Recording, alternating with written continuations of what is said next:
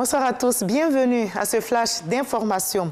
Commençons par le palais présidentiel où le chef de l'État, Alassane Ouattara, a reçu les lettres de créance de 5 nouveaux ambassadeurs accrédités en Côte d'Ivoire. Il s'agit des ambassadeurs du Canada, du Brésil, du Royaume-Uni, du Rwanda et du Ghana. Ces diplomates ont exprimé la volonté de leurs États respectifs à renforcer les liens de coopération et d'amitié avec notre pays, la Côte d'Ivoire.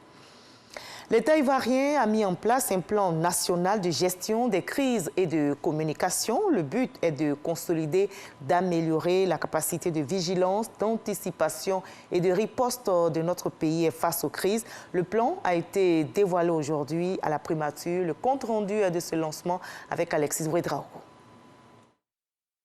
L'idée de ce plan naît au début de la crise Covid. Un plan national de gestion des crises et des communications pour une riposte plus structurée et efficace face aux crises. L'initiative soutenue par le PNUD est lancée ce vendredi et devra consolider et améliorer les capacités de vigilance et d'anticipation.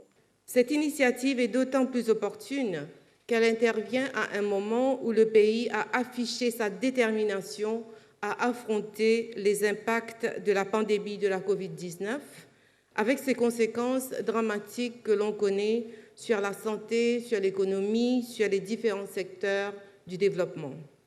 Nous devons également tirer les enseignements de cette crise sanitaire mondiale pour mieux aborder les crises et catastrophes auxquelles le pays devra faire face à l'avenir.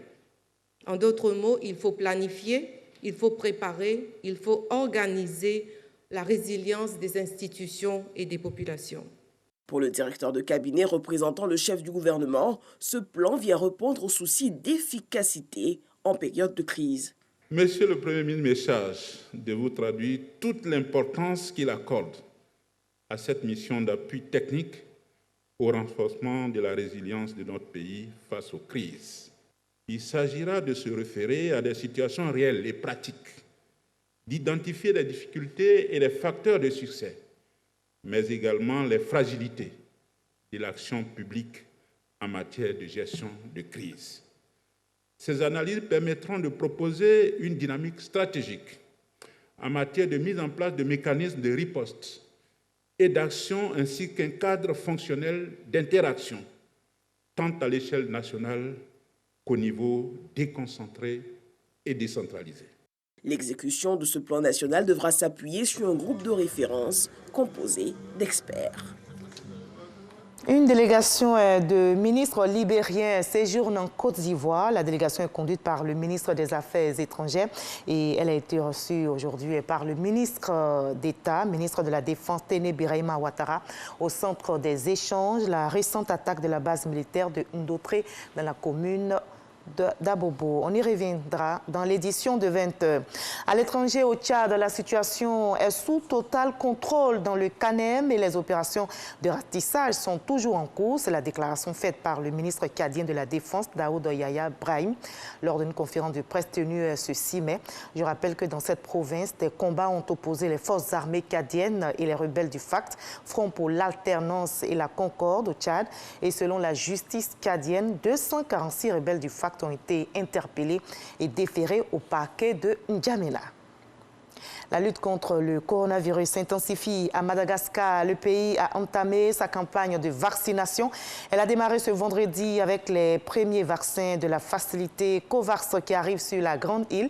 250 000 doses sont disponibles. Le gouvernement veut faire vacciner 14 millions de personnes d'ici la fin du premier semestre 2023. Il y aura au total 3 phases. Seront concernés d'abord les agents de santé, les personnes de plus de 70 ans. Ensuite, les personnes âgées de 60 à 69 ans, les forces de l'ordre. Et enfin, la troisième phase pour le reste de la population cible, les plus de 18 ans. Le Maroc a rappelé hier son ambassadrice à Berlin. Rabat dénonce des actes hostiles à l'égard des intérêts supérieurs du royaume chérifien. Une complication supplémentaire dans les relations diplomatiques entre les deux pays en crise depuis le mois de mars. Le Maroc avait suspendu tout contact avec l'ambassade allemande à Rabat pour des malentendus sur certains dossiers. Allez, on se retrouve à 20h pour la grande édition. Mais pour l'heure, suivez l'info régionale avant cette édition.